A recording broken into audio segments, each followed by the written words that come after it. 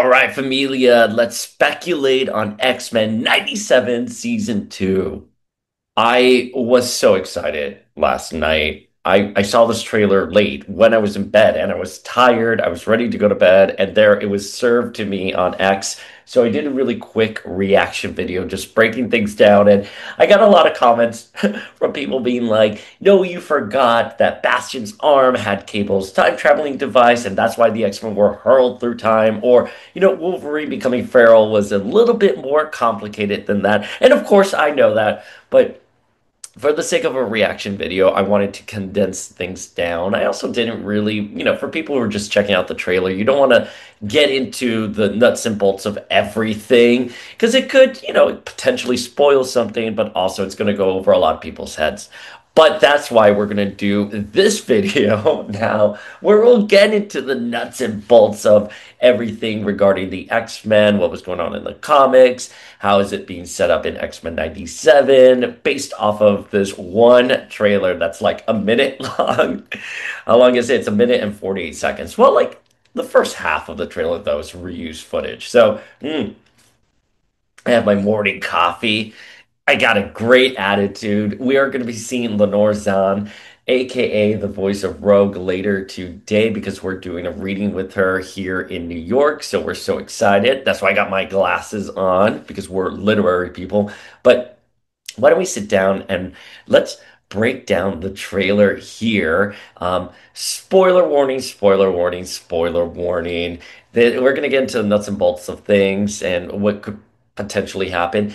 I will say, if there's something that X-Men 97 Season 1 taught us, is that the trailer was just the tip of a very large iceberg. So I wouldn't worry too much anything we discuss here or whatever's being shown in the trailer. It's what's not being shown in the trailer that we should be eagerly anticipating, right?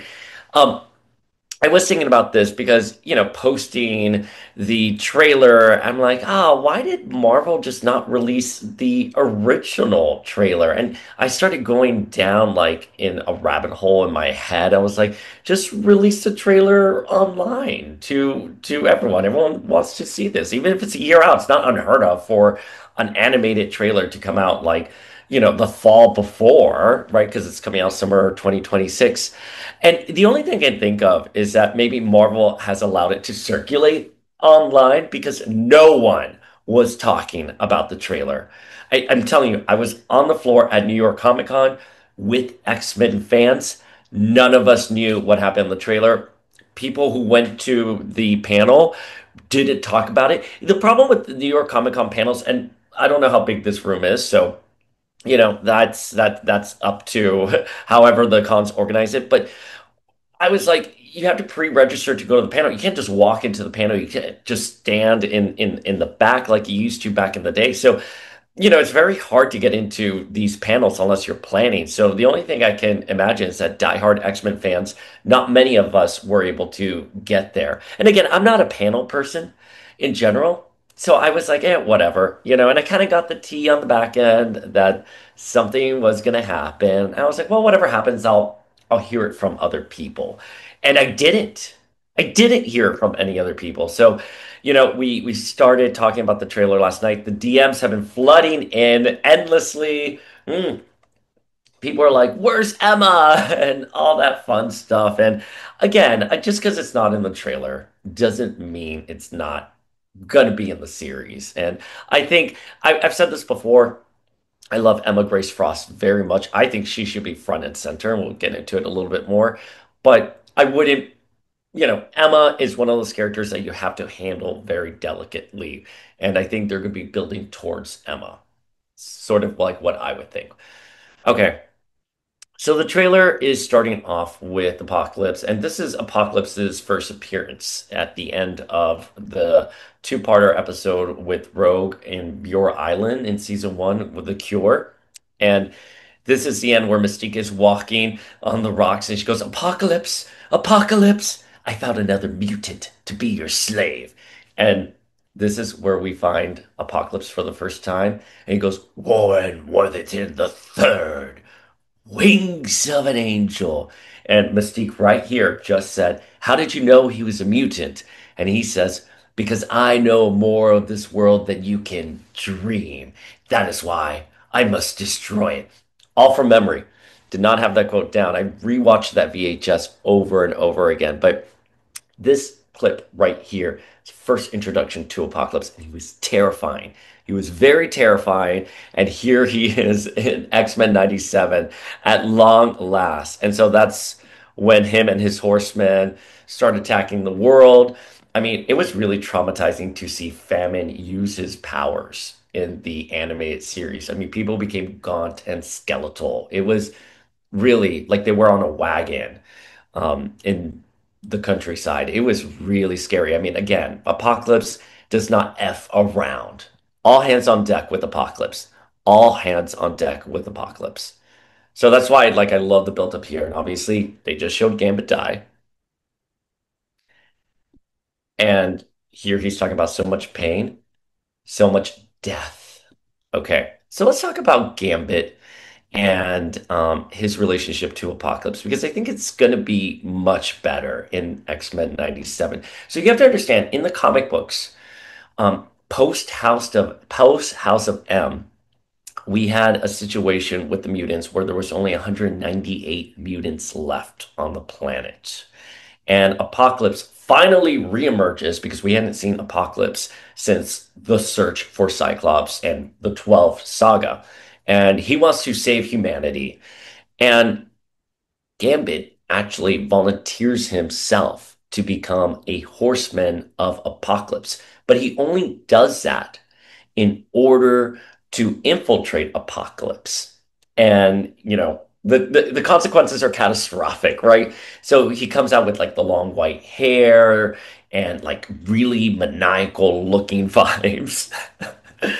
And Rogue is devastated by this.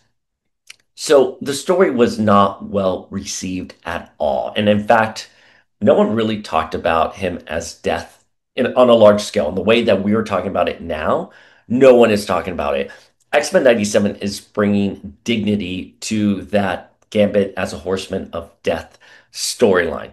Again, this was a contained arc in Peter Milligan's X-Men. Gambit eventually goes off. He eventually becomes fine again, and during Second Coming, the death persona comes out again. So it's sprinkled in, but the build up to it wasn't grand and it wasn't epic as it's being done in X-Men 97. And I have to give the writers, directors, showrunners, everyone the proper dues, AJ as well, because AJ is such a wonderful Gambit. They are doing this story with a lot of dignity because he did not die in the comic books. I said Apocalypse. Gambit did not die in the comic books. He was just fine. He just strolled right in. Well, he didn't stroll in, it's Gambit. He like took off his shirt and laid on the medical table. He was like, "Do it to me, Apocalypse." I'm overlaying the images right here so you can see them. Very different situation than Rogue cradling his dead body. So I think what we can anticipate is a very emotional reunion with Rogue and Gambit. Now, it's really interesting the setup they did, and I really want to talk about this because this is a Shakespearean tragedy. And I know there's a lot of contention out there with Rogue and Magneto and Gambit. I'm going to tell you why this story is going to be one of the most epic things that you have ever seen on an animated show because it is so smart and it's so layered. Rogue is so desperate for touch. That's what Rogue wants. She wants to feel the contact of another living person. And she can't do that with Gambit because if she does, she will absorb his powers and his memories. She'll leave him in a coma like she did to Cody. Poor Cody. So in X-Men 97, we find out, and I'm only sticking to the X-Men 97 continuity. So in X-Men 97, we find out that Rogue and Magneto actually have a secret history because Magneto can use his powers to generate an electric force field on his skin, however you want to describe it, cancels out Rogue's powers, but they can touch. And Rogue is yearning for that touch. And she tells this to Gambit. And Gambit looks at her and you're like, there's some things much deeper than skin. And Rogue didn't quite understand that until that Sentinel attacked Genosha. And when that Sentinel, that wild Sentinel kills Gambit, Rogue can finally touch Gambit because he's dead. She has her hands on him. They can finally make that skin to skin contact because Rogue learned the lesson. I'm getting emotional thinking about it. Rogue learned the lesson that there is more to a relationship than just the physical parts. There's more to a relationship than just touching someone else. And when she learned that lesson, the only way she could touch Gambit was when he was dead. She learned the lesson too late. It was a Shakespearean tragedy. That is why she is catastrophically devastated. I mean, apart from just obviously her lover dying, but so when Rogue and Gambit reunite in season two, you better believe there's so much more going on with these characters. And Gambit, when he died, he had something to prove. It's not in the series officially, but we talked about it with some of the people on the back end. The reason why Gambit wanted to go stop the Sentinel was because of his history with the Morlocks and the Morlock massacre, the Mutant massacre. It's implied in the series, it's in the background, but that's why when he finds out that there are people being held, like the Morlocks are being held at the Bay, at Genosha Bay, I'm forgetting where the Sentinel had them under siege. Gambit found his responsibility to do that. And the only way he could truly have made amends for the horrors he did in the past, he had to die for it. So both these characters have so much going for them that when they come together, boom. And that's why the death storyline in X-Men 97 is just beautiful, beautiful. And I see these comments coming in of people being angry, being like, where's Gambit? Or, oh, Magneto and Rogue. I can't believe they did that. It is okay. Don't worry about it. It's just servicing a larger Gambit and Rogue story. I'm telling you, do not worry about it. This is going to be epic. You're not going to be sorry. You won't be sorry when you see Gambit and Rogue back together. Now, of course, Gambit comes back. He's Death. He's a horseman of death. In that Peter Milligan run, we had several other familiar faces become horsemen of death. Most notably Polaris, who had lost her powers during M Day because her sister depowered her. Wanda, causing trouble, Wanda. But that's how Polaris got her powers back. She became Pestilence. And Sunfire, who had lost his legs, he volunteered to be a horseman of death. He was Famine. And so again, those are two like major X-Men. Let's see. I wonder for 97, are we going to see the Horsemen that we saw in the original animated series, or are we going to have new characters step up and be Horsemen? It's interesting. I'm curious where things are going to go. All that from that little card right there. So don't worry, Gambit's coming back, guys. Gambit's coming back.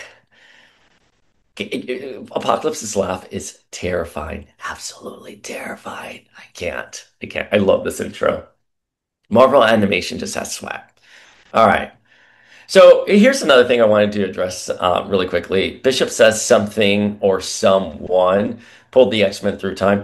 I know. I saw X-Men 97 as well. There are a lot of people who don't really engage with the YouTube platform that we have here at Power of X-Men, but we've done breakdowns. Yes, you're absolutely right. Bastion's arm with Cable's time machine, all there. But, you know, Bishop goes out of his way to say something or someone pulled the X-Men through time. In the comic books, The Adventures of Cyclops and Phoenix, it was Mother Ascani. I am just saying, I think there could be a little bit more happening there than just the theory of Bastion's arm with Cable's time machine. That's all I'm saying. I'm not saying I'm right. God knows that they'll probably not even address it. I just think there's a little bit more at play here because the X-Men ended up in very specific apocalypse, specific times. So that's not a machine that would randomly put you anywhere, right? Like maybe there's a bigger hand at play here, right? Because you have Mother Stunning in the future. And as we're going to discuss right here in ancient Egypt, we have Rama Tut, who is AKA Kang the Conqueror. And so there's Magneto with his long flowing locks overlooking Ramatut's empire. And that's that right there. And we didn't mention this in the breakdown because it was so quick. And this is very blurry, but I'm assuming this right here. I'm assuming it's Ramatut, who again is King the Conqueror, who journeys back to ancient Egypt and sees a Bebe apocalypse and knows who Apocalypse is destined to become, right? And so you see that there, you're like, well, wait a minute, Dayspring, what is this juju magic thing? That's celestial technology. That's Ramatut's King's celestial technology. And there's Rogue, Beast, and Nightcrawler. So, one thing to note about past Apocalypse is that Apocalypse is a good guy in the past. So I think what we're going to be seeing his journey from humble slave warrior to the maniacal evolutionary genocidal god that we have in the present and future. And this was all chronicled in Rise of Apocalypse, which is a comic book that came out decades ago. And, we really get to see the beginnings of Apocalypse and sort of what made him tick, how he joined a group of mercenaries in the desert called the Sandstormers. And they had a philosophy of survival of the fittest, long before Charles Darwin. But one of the things that I'm trying to think about in the context of here is that we're going to see Apocalypse be very innocent again, and he's going to be a slave. And what's going to set him off towards the path of Apocalypse? I mean, something terrible has to happen in the past that's going to make him this evil being in the present and future. Now, again, we know Ramatut is partially responsible for this, especially in the comics. However, in 97, we have the X-Men here. We have Charles Xavier specifically, and we have Magneto. Now, I'm inclined to believe, based off of the trailer, because Charles, we hear him say that we're putting our hope and our future into a mutant who can't be trusted, obviously referring to Apocalypse. I'm wondering that Magneto wants to rehabilitate him. I think Magneto wants to give Apocalypse a shot. I don't think either Charles or Magneto gave a second thought to who Apocalypse was as a young person. And so they journey now to the past and they're like, holy frack, he actually was a decent guy before. He was a slave in ancient Egypt.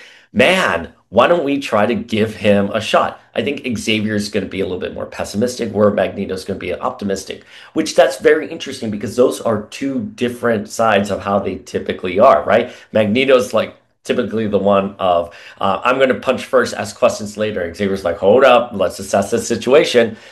I think Magneto really wants to try to not judge Apocalypse and wants to make sure that he grows up to be a decent, I was going to say decent human, but decent mutant. You know what I mean? And Sabanor means the first one. Everyone is claiming to be the first mutant, and Sabanor, Selene, Namor, whoever you want to be the first mutant. But and Sabanor in Marvel world means first one. So I am worried though for the X-Men in the past because again, something bad has to actually happen in the past to give us the Apocalypse we have today. I don't believe for a second that they're going to be able to redeem Apocalypse. I think something catastrophic is going to happen and Apocalypse is going to become the Apocalypse we know. It's also kind of curious to me that they would even try to help Apocalypse because Apocalypse, as far as they know, Apocalypse was defeated at the end of Beyond Good and Evil. Obviously, he came back with Fabian Cortez. It was the episode titled "The Fifth Horseman."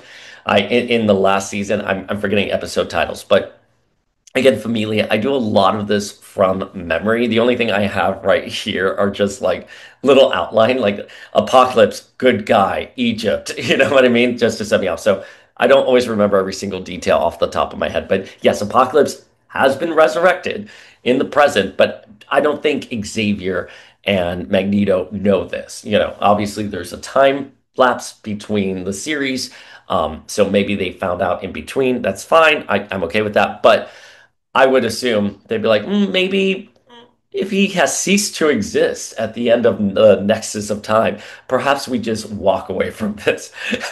Right? I'm thinking of Homer Simpson when he in the Treehouse of Horrors where he travels back to the past and they're like he's like, I don't want to touch anything because even stepping on a little insect impacts the entire future. So let's see where they go. But I will tell you, I am worried for the X-Men. I am worried for them because I think they're going to try to help Apocalypse. I think they're going to be divided about helping Apocalypse. And the part that has was been like, let's not do this, are going to be like, see, we told you so. There's going to be an I told you so moment somewhere. Can you imagine Lenore's voice saying, I told you so, sugar. Can't trust that one. Oh, I love it. Oh, so excited. So, ancient Egypt with Kang the Conqueror, the X-Men, celestial technology galore. We're so excited, so excited. Can't wait. Oh, and I love their costumes. By the way, it could be just the quality of this grainy video. I'm sure maybe it was filtered or something, but I love the colors this season. Look at Beast. Love it. Love it.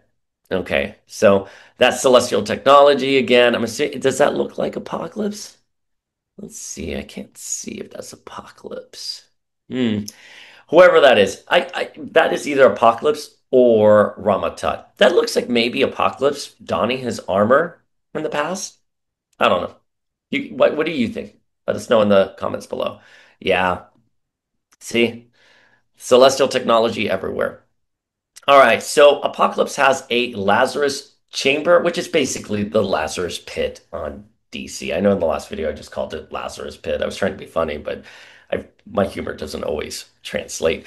Um, Lazarus Chamber is exclusive to the animated series. There actually was not one in the comic books. I did Google that because I was thinking about this last night. It looks like it's only in the comic books because excuse me, it's only in the animated series because in the comic books, Apocalypse actually does age at times. It's very nebulous. It's all over the place. There's no consistent. I wish there was a good writer who would come in and clean up all the continuity, but I digress.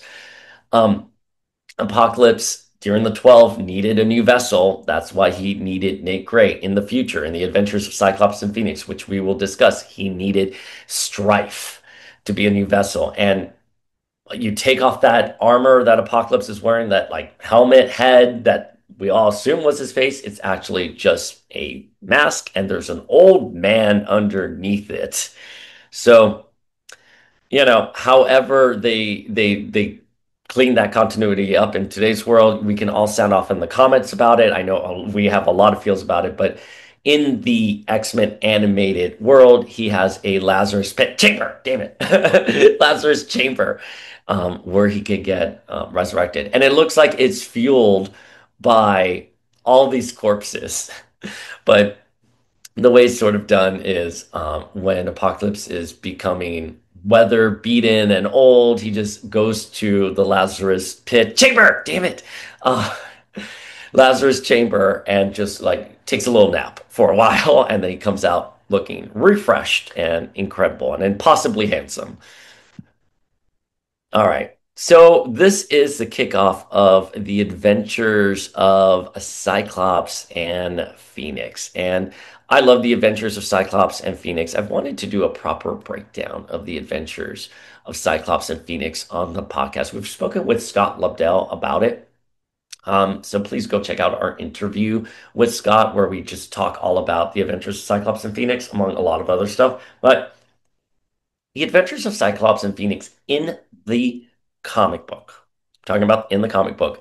Scott and Jean are on their honeymoon, and Mother Ascani summons them to the future, the Ascani future, millennials away, thousands of years into the future. And they're transported into cybernetic bodies where they're tasked with raising Bebe Cable. And baby Cable is but a child, and they raise him for 12 years in the future. 12 years. And it's absolutely beautiful. And one of the stories in there is that Mother Scani, we find out, cloned baby Cable upon his arrival into the future because she was afraid that he wasn't going to survive. So they had to clone him. Apocalypse, who needs a vessel to survive, as we were talking about, tasks his forces to go abduct baby Cable, but they get the clone instead. And they believe the clone is the actual original baby, but he's not. So the big question here is Apocalypse doesn't appear to need a vessel to, in the X-Men animated series. So are we gonna to continue living on? Are we going to get Strife still? Are we gonna get a hint at baby Cable being cloned? Either way, I think it's fair to say. And by the way, and again, we discussed this on the breakdown and initial reaction. This shot right here is directly from Adventures of Cyclops and Phoenix issue 2. It's a biblical analogy or metaphor, excuse me, to Joseph, Mary, and baby Jesus on a donkey. And here it's more of a bull, but in the actual comic, it's a donkey. And Cyclops has the same pose, and Cable and Jean are in the exact same position. So they're a long way from Crest Coast, Sapien Cast. So years have passed. They've been in the future for years. Because look at Cable, very different than the Cable we saw at the end of X-Men 97. He looked a little younger, he had a little hat. Maybe, teenagers, 11 to 12. I went through it. You go from being, kind of just a child to a teenager. So however time you want to speculate, I will yield to whatever the speculation is.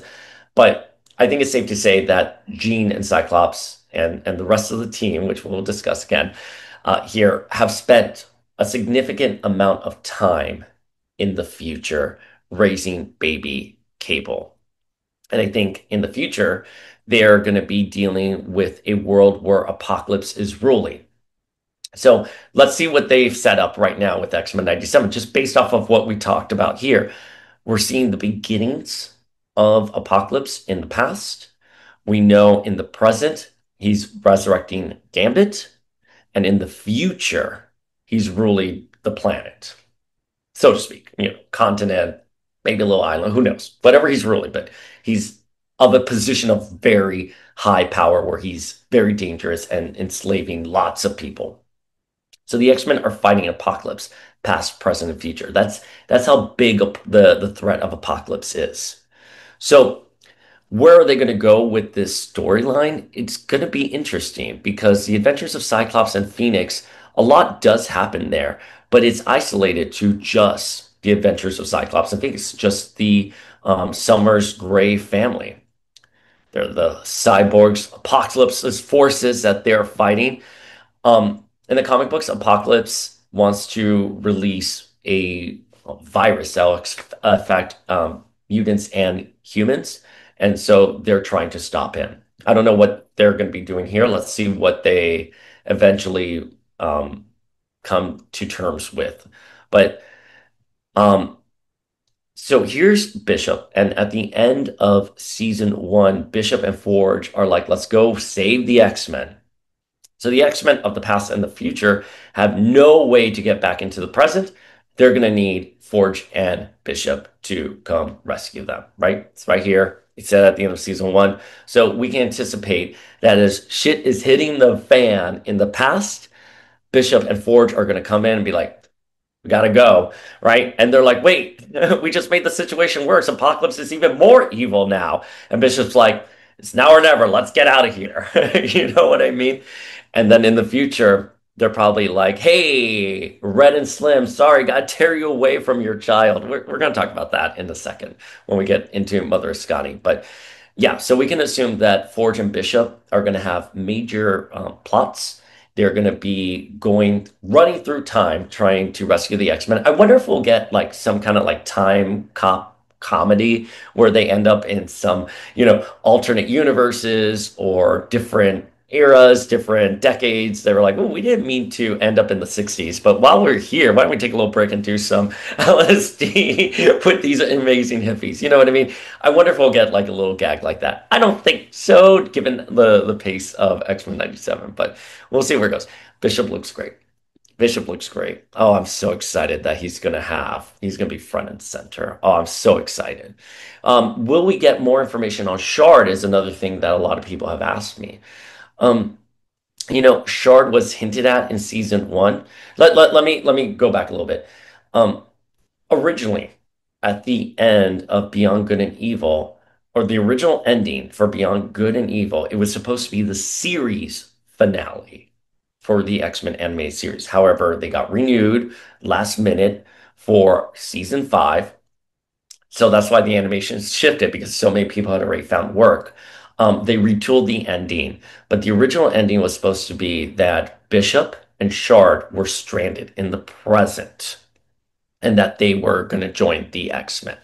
When we pick up with X-Men 97 season one, Bishop is there for whatever reason. It's not really explained why Bishop is there. And during Madeline's attack on the mansion, and she's causing these inner demons to manifest, we see Shard in Bishop's manifestation. So there's a little hint that something went down between him and Shard, and he's somehow in the present and he's stranded. So that's as much as I know. That's as much as it's out there. I would love to see Shard back. I mean, Shard is one of my favorite characters from X-Men the animated series. When she in Beyond Good and Evil, when she teleports back into the present and she's here like, "You're Mr. Sinister." And Mr. Sinister is like, "And who are you?" And she goes, "A friend of Charles Xavier." And then she does a backflip. Oh, so good. So good. So give us more Shard. All right. So there's Storm, and I mentioned this in the breakdown or my initial reaction. Um, Storm is in the future with Morph and Wolverine.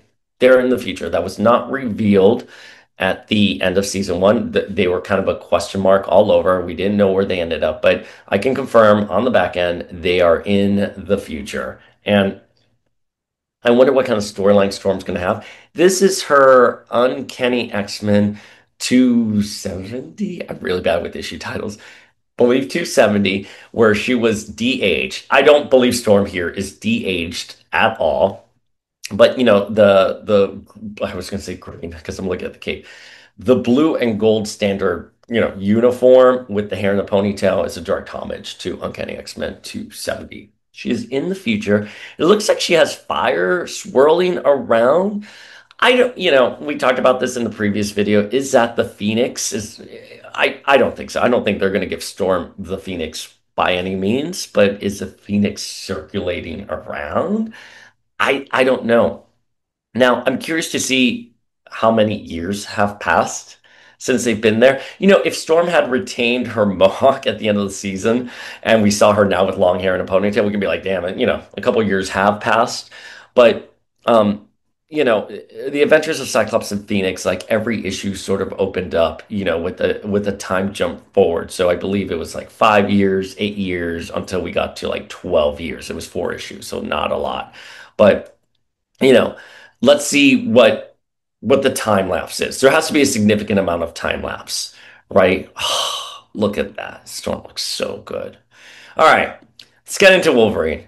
And I'm gonna say, sometimes on Power of X-Men, I I don't always say what's on my head. I'm like, no one's going to care about this. Let me just streamline my comments. And I said, oh, at the end of Fatal Attractions in the comic books, Wolverine had his adamantium skeleton ripped out. And then, long story short, he becomes feral Wolverine. And I shouldn't have said long story short because when I woke up this morning, the amount of DMs and some comments on the YouTube page of people just being like, no, you got it wrong.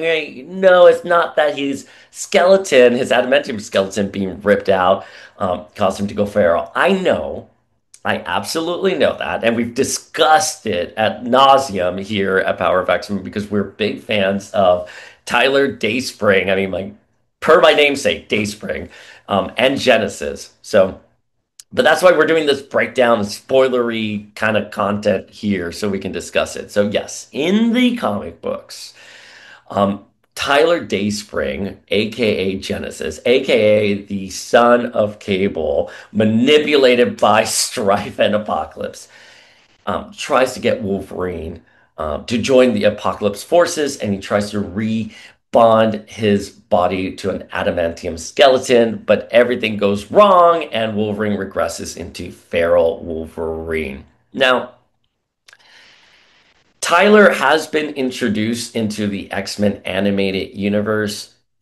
I think it would be a step too much to put him into the Ascani future where Wolverine is, and then causing Wolverine to go feral and then to get his adamantium skeleton back officially. It seems like a lot. I'm not saying that 97 doesn't go through plots really quickly, but I'm just putting X-Men 97 and the animated series are very well written. Regardless of how you feel about plot points or pacing, they're very thoughtful, and you can tell genuinely talented writers and directors and animators work on the series. Nothing but the best for the X-Men, right? I just don't think we're going to see Tyler. That's all. I just don't think we're going to see Tyler. I think it brings up too many questions.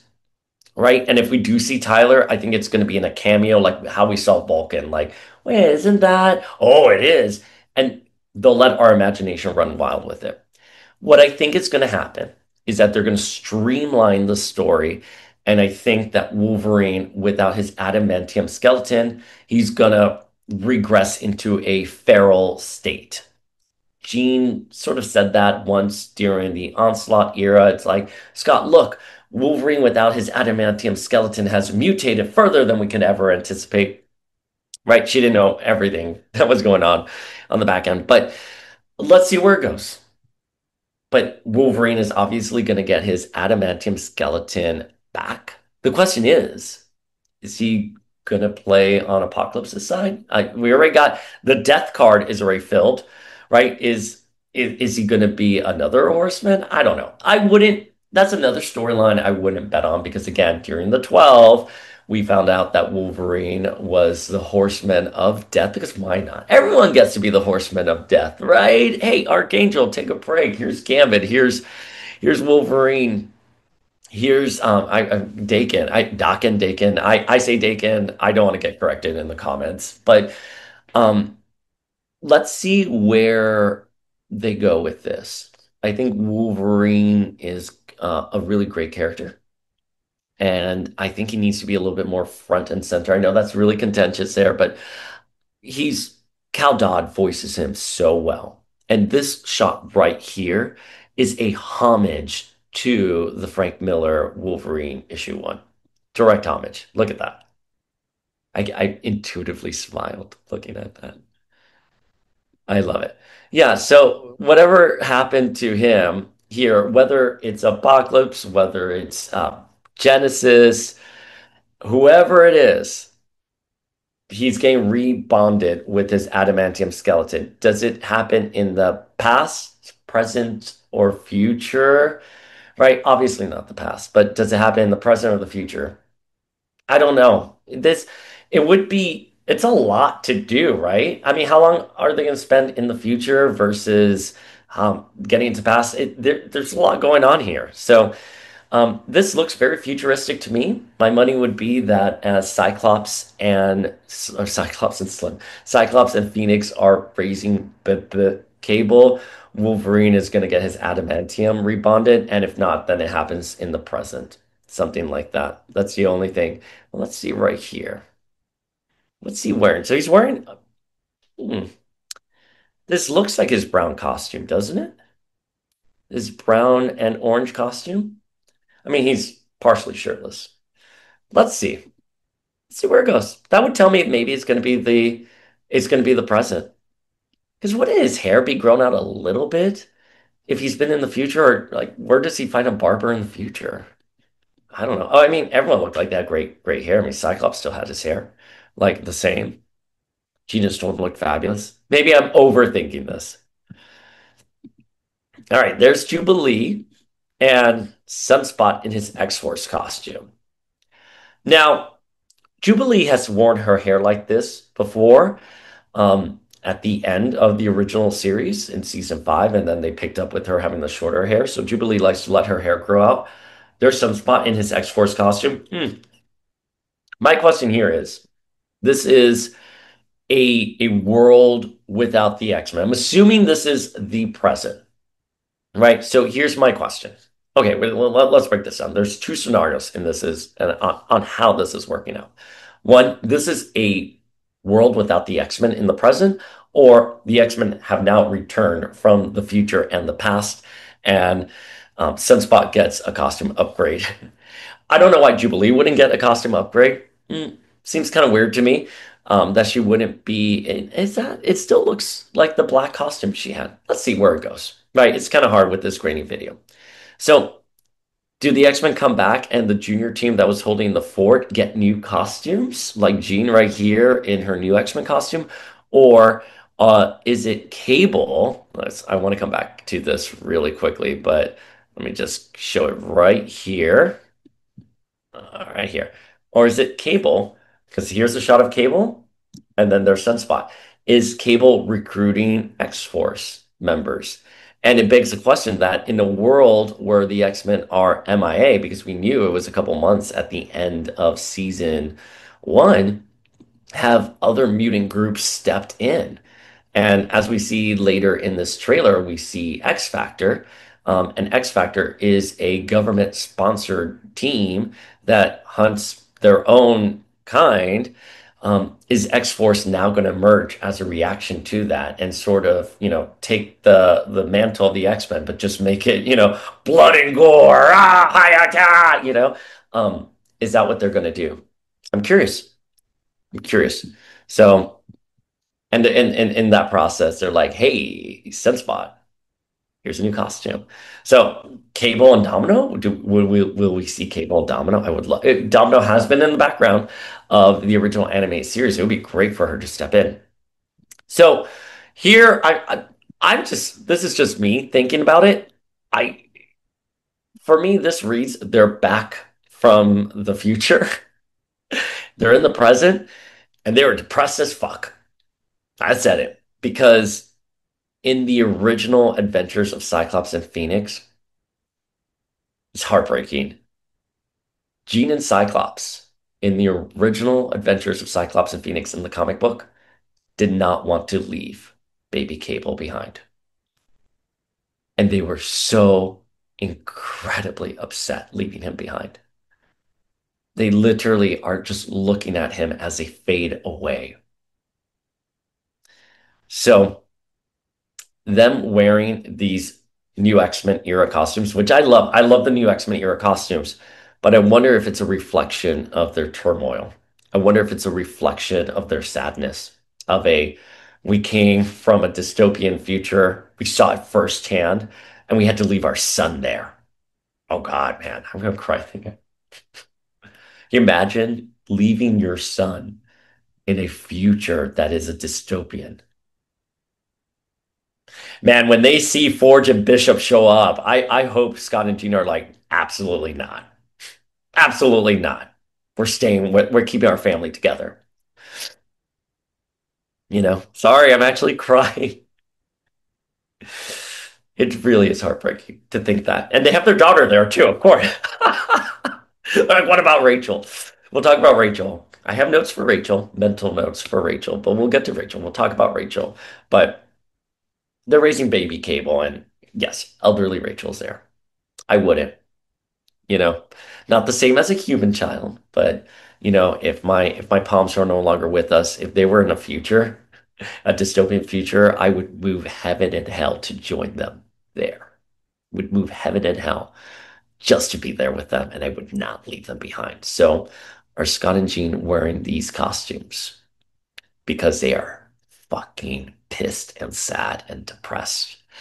Um, I wouldn't lean into marital issues. That's me. I don't know why I said that. As if the X-Men 97 team cares what I have to say. But I think we saw so much marital issues with Scott and Jean in season 1. And New X-Men is all about the marital issues of Scott and Jean, and that's how Scott and Emma come together. I think in the context of X-Men 97, I would hope, and I think that's what this is signifying, how they're merging their powers together. I would hope the trauma and depression they're experiencing after being in the future brings them closer together. I've seen that in my own marriage. Sometimes grief and sadness really brings people together. Really does, and makes you stronger. So I hope that's the lesson we get here for Scott and Jean. I hope we don't see Emma show up in that iconic new X-Men outfit, and Cyclops is like, Jean who? And it's a little bit more complicated than that. As you know, if you're following along on the podcast, very complicated situation between those three. But I hope the grief of losing baby Cable again, I hope that it brings Scott and Jean closer together. And I think it does. I said in the video, I'm a Jean Grey scholar. The other video, I'm a Jean Grey scholar. And I don't remember her ever manifesting psychic claws. And thank you to everyone who has sent me multiple images of Jean manifesting psychic claws. I should have known the one from the Revolution era and the Teen Jean one. I do, and it's funny, I do remember the Teen Jean one. I've read, obviously, back every inch of the Teen Jean series back when it published. But you know what? I'm not ashamed to admit, the Krakoan age, after Trial of Magneto, which was a garbage story, and Inferno, which was also not a very good story, um, my interest in the X books took a nosedive. So I missed it in the Krakoan era, but no excuse for the other two instances people sent it to me, and I'm sure there's more. So I don't really understand what she's doing there. Listen, I'm going to be honest with you. I'm not a very bright person when it comes to physics and stuff like that. I'm like, what? How does that? Are they reflecting? Like his powers are going through. Like she's using her psychic to project psychic powers to project his telekinetic. Excuse me, powers to project all his optic blasts everywhere. I can't even explain it. I can't even form the questions to explain it. So, but it looks cool. And again, this is, I think, them wanting to show um, how the X-Men fuse their powers together, which is one of the original aspects of the X-Men team, is that they all have different powers and they can all come together. I think that's what they're trying to show here, in the same way that they showed Wolverine and Gambit in the first season trailer. And I'm okay with that. Show us how they use their powers in new and innovative ways. And yeah, past, present, future. There's Nightcrawler fighting Rama Tut's forces. We're assuming Rama Tut's forces. Um, there's Omega Red. He was hinted at in the end of season one when Magneto, took over the world. Essentially, he didn't. But as power failed across the world, Omega Red's eyes lit up, and we knew he was unleashed. So that Nightcrawler fighting Rama Tut's forces. We're assuming Rama Tut's forces is the past. Omega Red, I'm going to say, is the present. Let's say this is present. Now, this is interesting. This looks like the phalanx to me could be a techno-organic virus, because one of the things that we have not talked about is that in the Adventures of Cyclops and Phoenix, Cable's the techno-organic virus he's infected in is taking over his body, and so Jean has to teach him how to use his telekinetic abilities to keep that techno-organic virus at bay. So that could be the techno-organic virus, could be the phalanx. It's something techno-organic. Whatever it is, there's a fist and a hand there. It looks like that could be a time thing. It could be telekinesis too, telekinetic powers. That looks like Egyptian celestial technology. It could be a Ascani technology. You decide. You let me know. I'm agnostic on what this could be. There's Cable. So Cable's wearing a hat, and he looks like to be in a very cute store. He's obviously in the present because his past self is in the future being raised by his dad, and um his the clone his clone mother's original copy, however you want to describe it. We'll just say Gene slash Patty. But I think he's in the present, and as we discussed, because we do have a shot of Sunspot right there in his X-Force costume, I think it's safe to say that Cable in the present is doing something And I think it's leading to what we saw at the end of X-Men 97 season one with like who are these potential new X-Men? Maybe X-Force has come from the ashes as well. Um, maybe X Factor is causing trouble. I think there's something going on with Cable and him on the trying to form a team. And I hope it's X-Force. I really do. I can't believe this shot of Sunspot in his X-Force costume. All the chef's kisses that I can give. So there's Colossus. Um, Bring him out. Bring him out. He hasn't officially joined the X-Men in the animated series. So I wonder if Cable is going to try to enlist him. He was on X-Force during the Krakoan era. He's not a character I typically associate with X-Force, so that makes me a little nervous. And now that I'm seeing Cable with his hat in a store looking kind of sly, and then X-Force, Sunspot, and now Colossus, it worries me that perhaps he's going to join X-Force. And it's great. Why wouldn't you want Colossus on your team? But Colossus is A-list X-Man to me. He's not sub team or spin-off team. He's an X-Man. But let's see where it goes. We're excited. Obviously, Morph changed into Colossus in season one, and he had the actual costume. So I wonder how they'll, reason with that. Maybe he had a stint during that time lapse. Who knows? And he got a costume. Okay, you're ready to talk about danger? It's dangerous to talk about this. So we have danger here. And I, part of me wishes they wouldn't be doing danger because danger is very much post new X-Men.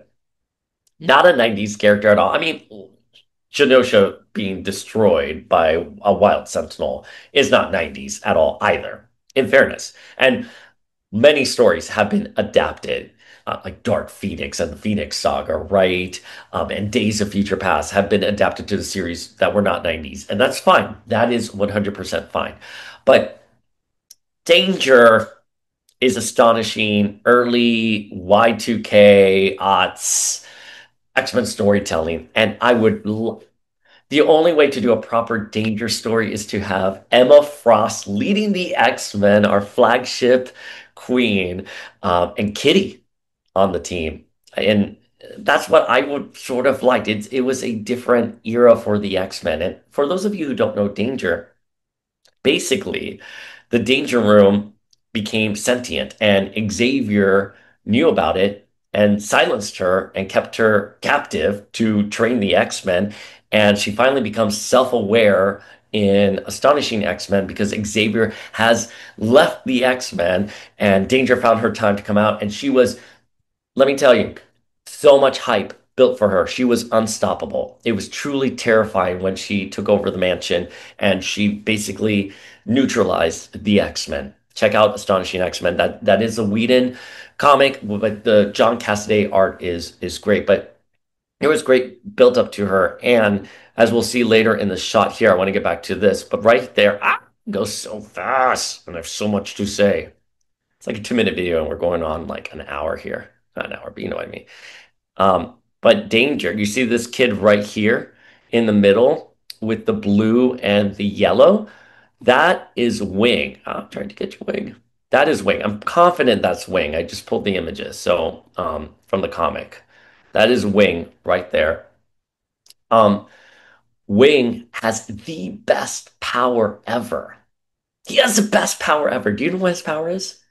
He can just fly. That's it. This is his name, Wing. And he loves being a mutant. And during the Astonishing era, Ord from the Break World with Dr. Rao developed a cure for the mutant X gene. And when they attack the mansion, they get Wing. And Wing is so depressed. And Danger comes online during this time and uses the holograms of the Danger Room to manipulate him, to manipulate his perception, and it leads to him unaliving himself. It's a dark story. It's a dark story. That's a lot to do in a season already. You know what I mean? Like, so they are going to be blowing through plots. I'm assuming that's what they're going to do. If you have Wing and Danger in a trailer, yeah, two songs, you know? Um, oh God, I don't think I'm going to have the emotional stomach for this, but yeah, so Danger and Wing from Astonishing. Again, I don't know. You tell me, like I would have rather them had held off for that. I would like a new marketing campaign in a couple of years be like your X-Men of the Y2K, and you have Emma, Astonishing Cyclops, Kitty, Colossus, um, Armor, and then Danger and Wing, and you can go into all that. And yeah, and Wing is Armor's friend, so I hope we see Armor. I hope we see Armor um, pop up. All right, so there's Polaris. We already talked about the Neve Campbell situation. Neve Campbell is not going to voice Polaris. We in journalism school we call this your primary source. Primary source, I have confirmed, not happening. Not happening. It was leaked. She was involved in production at one point. She is no longer involved in production. So Polaris is going to be voiced by someone else. She looks to have a really close relationship with Xavier. I think we're going to lean into Lorna's history with the X-Men, which we only got really quick glimpses of it in the Cold Comfort episode where Iceman was in search of her. We knew that Lorna and Bobby were part of some iteration of the founding X-Men. They weren't O5, but when the O5 expanded, in this animated universe, in the comics as well, but I'm only talking specifically to this animated universe. She looks to have a very close relationship with Xavier, which is really interesting. I wonder if she was a teacher's pet. I would have assumed Jean or Hank would have been the teacher's pet. Like Cyclops is like the one who wants to get everything right, but Charles is like, oh, you're trying so hard, Scott, but I really love Jean. I really love Hank. I really love Lorna. So let's see where that goes. I wonder if they will discuss Havoc and his relationship with Cyclops. That is, I know, a story that the Lee Waltz originally wanted to tell. They originally wanted to tell that story. You can read all about it in the making of X-Men the Animated Series, the book they put out, but they never got around to telling that story. So it was hinted at that Cyclops and Havoc's were related because their powers canceled out. You think someone would have said something to them. They're like, well, if your powers canceled out, or you think they would know that your powers don't work on siblings. And Cyclops would be like, oh, I had a little brother who was blonde. He would be around your age, right? No such luck in the animated series, but so let's see what's gonna be going on with Lorna. Um, I don't know if she looks very young. Well, I'm 41, so everyone looks young to me, so you have to forgive me. But I don't know if this is a flashback, or if this is the present. So if this is a present, Xavier and Lorna are together. I wonder if she's going to be like, "Hey, so you went to ancient Egypt with my dad, right?" They also didn't even confirm if she was Magneto's daughter in the animated series because at the time it was not confirmed. It was nebulous, it was retconned, and then the retcon was retconned. So it was only until Chuck Austin confirmed that Magneto was Polaris's father.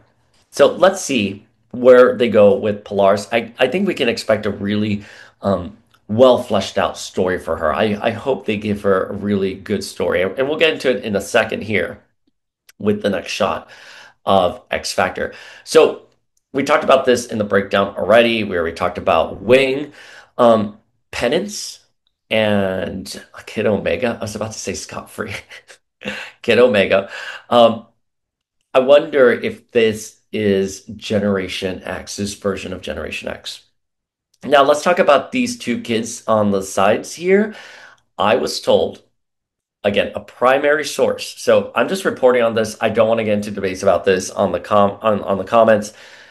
I was told that these are the two mutants right here on the left and the right at both ends, the two mutants that are murdered in God Loves Man Kills. I have had so many people DMing me saying, no, it's probably this, it's this. However, the conversation wants to go. It's not a hill I need to particularly die on, but I went to a primary source for this, and I was told that as far as production was concerned, these are God loves man kills those mutants there. So, um, interesting enough, as we discuss, all these mutants are destined not to have good futures here, because if it is those two from God loves man kills, they don't last very long. Kid Omega dies in New X-Men. Wing unalives himself, and Penance ceased to exist because she's actually Monet. So I'm sorry for this generation. Um, I don't know if they're being trained in the Danger Room, and this is where Danger starts like messing with them. Kid Omega started off as a pupil in New X-Men, and he wore really interesting tees. So, the Magneto was right tee. It started off with him in New X-Men at Right Xavier's. That's the first time we ever see the Magneto was right t-shirt on like a youthful person. God, this was like 20 years ago. I sound like a grandpa. But anyways, he's wearing a Dark Phoenix tee there. That seems a little premature. I don't know. Just would they have known about Dark Phoenix? In today's world, they would have. If this was set in like 2025, I was about to be like, this was set in 2019. Still with the pandemic break, I'd be like, yeah, Dark Phoenix probably has a TikTok theory videos, on it. Like all the podcast, all the political commentators and their podcasts would be commenting about Dark Phoenix, right? Anywhere from Bill Maher to Candace Owens would be talking about the Dark Phoenix saga. But um, it's curious to me he's wearing that shirt. I don't know because Magneto is technically the X-Men are dead, right? I don't know why they wouldn't have had like a Xavier was right, Magneto was right, Cyclops was right t-shirt. It's kind of odd. It's a little weird of a misfire that they have the Dark Phoenix T there. I don't want to overthink something, but so let's see what's going on here. Are they part of X-Force? Are they, if Sunspot is going to X-Force, is Jubilee trying to start her own team? Generation X, perhaps? And that would be really cool. Or are we going to get Emma? And these are her version of the aliens in X-Men 97. I don't think so. I don't think we'll see Emma in that capacity just yet. But yeah, I'm curious what's going on here. I'm curious what's going on here. So Archangel and Psylocke were supposed to join the X-Men at the end of season 4. Again, as we discussed, the original ending was going to have Bishop and Shard time stranded in the present. I'm like time stranded in the present, and part of that storyline was going to be Storm was going to leave the X-Men, Cyclops and Jean as well, and new members like Psylocke and Archangel would be joining. So they have met in the X-Men animated universe. We know that Warren was concerned for her. He doesn't know why, but he was concerned for her. And there's Psylocke. Now, again, we posed this question. I know some cards based off of 97 have called her Quanin. In the anime series, it's heavily implied that she's Betsy. However they do it, we will cross that bridge once we see it. I'm not trying to be pessimistic here, but I wouldn't trust a card over what has already been established in previous media for decades. So I think maybe the cards got it wrong because obviously Quantum is back and she is Psylocke in the comics now. So I think maybe someone who was writing that copy got confused. It is a very confusing thing to even say out loud. If they do have Psylocke be Betsy, are they going to talk about a body swap that happened at one point in the timeline? You know, let's see. Betsy, we did last see her in 97 with Alpha Flight. Psylocke, Betsy, Quantum, whoever. We saw her with Alpha Flight. Angel, obviously, at the end of his story with Apocalypse. So let's see where it all goes. Are they going to be in a relationship? I would be really curious if we had a relationship. Um, I would be really, really interested in seeing that romance. And maybe it works out. Maybe it doesn't work out. Who knows? Um, there's Strong Guy, Havoc, Polaris, Multiple Man, and Wolfsbane. And it looks like they have a light on them. And it doesn't look like they're being hunted or anything. They look like they are part of the light. So my guess here is that maybe it's those young mutants that are on the run, right? Wing, Penance, and they look up and then there's X Factor, and that's the government helicopter shining the light down on them, and they're like, "We're taking you in, kids," you know? So again, I wonder if X Factor is going to be the enemy in the present as well. I wonder if they'll be a B plot enemy. Like, why are mutants working for the government at a time when we need all mutants on our side? Beautiful conversation to have. Beautiful conversation to have. And here's Mother Ascani manifesting the Phoenix. Mother Ascani has such a beautiful story. She talks about, oh gosh, I get emotional thinking about this. So she's the one. Adventures of Cyclops and Phoenix, guys. Just read it. It's 4 issues. Just read it. The art is beautiful. The writing is good. It's dense, but it's good. It is good, and it's only 4 issues. It is just 4 issues. Read it. So I get cute sometimes. I'm like, it's only. Come on, Popple. Um, Adventures of Cyclops and Phoenix. Mother Scotty, who is Rachel Summers, who Gates McFadden is going to voice, brings her parents to the future. And her mom is Jean, so she doesn't have a Madeline situation. It's Jean is Jean slash Phoenix is, God, it's so complicated talking about it alone. Jean and Cyclops, her parents, to the future to raise her little brother. And it's such a strain on her and her power that she's in a coma for those years that they are raising baby Cable. So that's why I'm like, oh, they don't want to leave baby Cable behind. And you're like, wait, what about Rachel? It's like, well, Rachel is elderly in this, and she's in a coma during the entire time. So here she's clearly not in a coma. Maybe she is as she awakens with her Phoenix powers, but why cast Gates McFadden then, right? Just get Jennifer Hale to voice Mother Ascani, right? So I think she's going to have a little bit more of an active role in the Ascani future is where I'm going with this. But the Phoenix in the Adventures of Cyclops and Phoenix, you have to understand Jean, when she came back to life in X Factor after the events of Dark Phoenix, it was said that the Phoenix was a separate entity posing as Jean. We had none of this Jean is a Phoenix is Jean conversations that we're having today.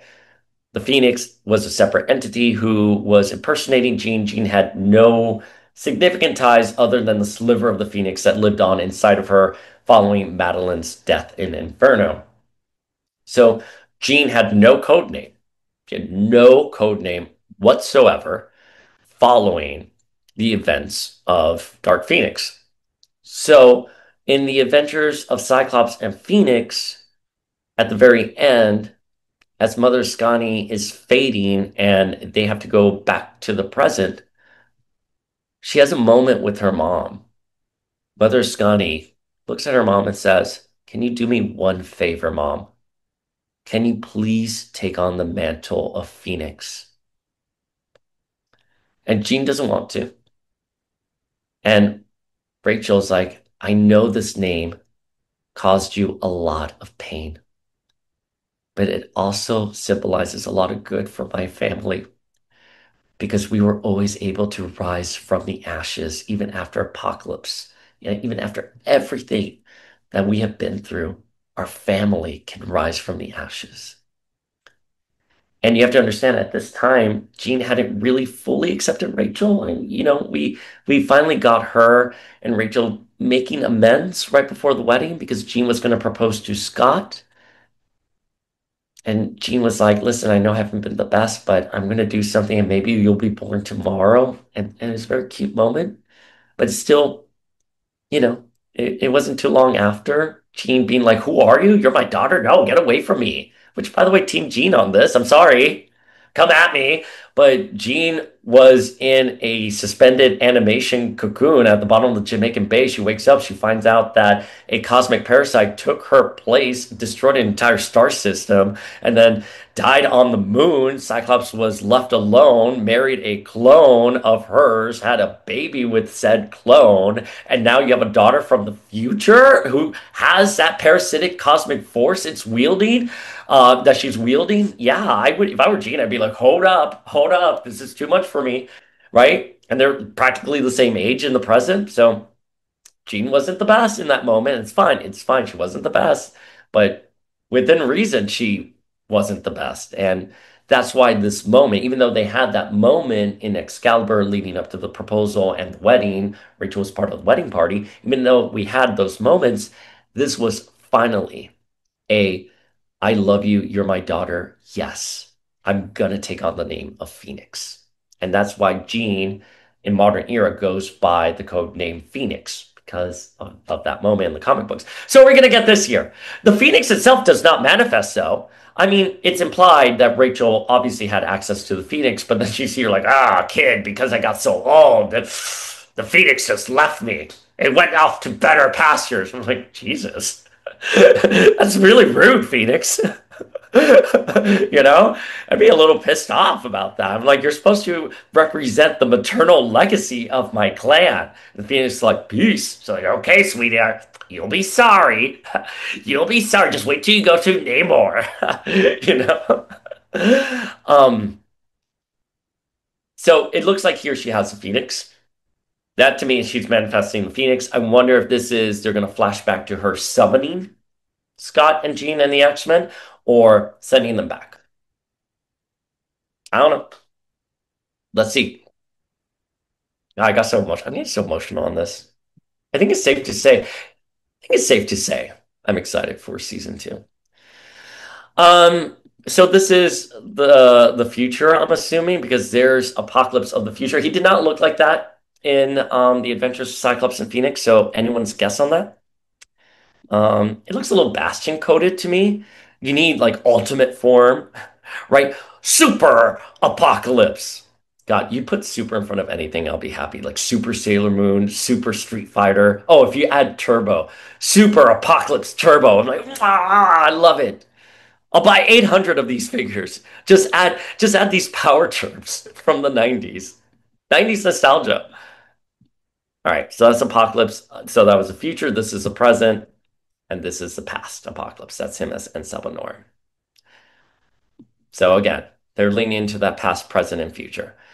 Okay, so let's round it out here where it's Morph, Sabretooth, Wolverine, and Lady Deathstrike. They look to be at some kind of Weapon X facility, or it could be from Team X with Silver Fox and Sabretooth, Maverick, who knows? You know, you whatever speculation you want. It looks like I couldn't really see. There's Phantom X because there's Phantom X there. I'm thinking it's a Weapon Plus facility, right? Again, it's I'm encountering the same thing where it's just too blurry to see. Um, Cyborg right there. Um, I can't really read anything. Super Soldier, right? So Steve Rogers. So this is Weapon X. This is Weapon X facility. Um, and there's Deathstrike. She's only appeared once in the animated series. Out of the Pass, out of sight, out of pass. It was the one that led into the Phoenix Saga that premiered on Saturday night. I loved watching it so much. The animation was great. It was a season opener for three. You stopped what you were doing in the 90s when that was coming up. It was so much fun. Oh, I'm so excited. But there's Lady Deathstrike. She's returned. Now, when she said, I prefer laser discs, I was kind of like, okay, I don't know what that's in reference to specifically, but the only thing I can say is that in Japan, and I know this because I'm a big Sailor Moon fan, a lot of media was put on laser discs. I wonder if that's a reference to it, um, versus in the US where we had like CDs and cassettes. So, there's Morph. He has the shoulder pads, his Exiles costume for shoulder pads. There's Wolverine in his brown and orange costume. Are they going to this Weapon X facility because they want to give him his adamantium skeleton again, and he needed to enlist the help of Lady Deathstrike and Sabretooth, and Morph's like, hey, I'm not going to leave you alone with them, so let's go together. So that would mean this is in the present. And I do believe this is in the present. I mean, in theory, yes, in theory, Lady Deathstrike and Sabretooth could be in the Ascani future. Who knows? Um, but I would just be curious how they handle this storyline. I think this is present tense. But if that is the case, Wolverine is not feral. So if this is Wolverine right here without his adamantium, then he didn't go feral at all. So maybe they will save that. It seems like a wasted opportunity. Um, I'd be very sad about it. It's Marvel. They could be faking us out. Anything I'm saying could be wrong, by the way. I just want to be very clear. Very clear. Even if I'm saying, oh, I have a primary source. Oh, I got a scoop on this. Could be wrong. They could change everything. Last time. This has been in production for like multiple years. So who knows?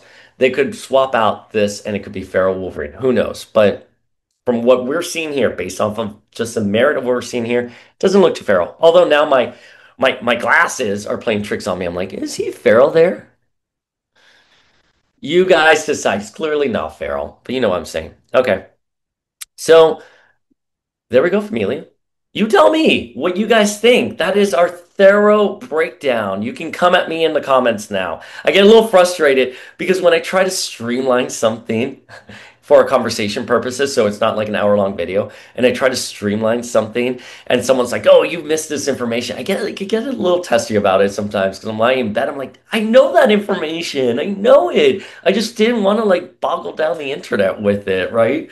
Um, so there's our full breakdown and speculation on what we could be seeing for X-Men 97 season 2. I got to go get ready for my book reading with Lenore, but can you all just leave your comments below? You can ring that notification bell. You can hit that subscribe button. We really would appreciate that subscribe button situation. But beyond anything else, even if it's tell me I'm wrong about something, and I'll get a little testy in the comments, but that's fine. This is a platform to discuss. Just comment below. Are you excited? Please, if you are excited, say why you're excited. If you're not excited, that's okay. You don't need to be excited, but tell us why you're not excited in a kind way, please. All right, familia, we will see you later.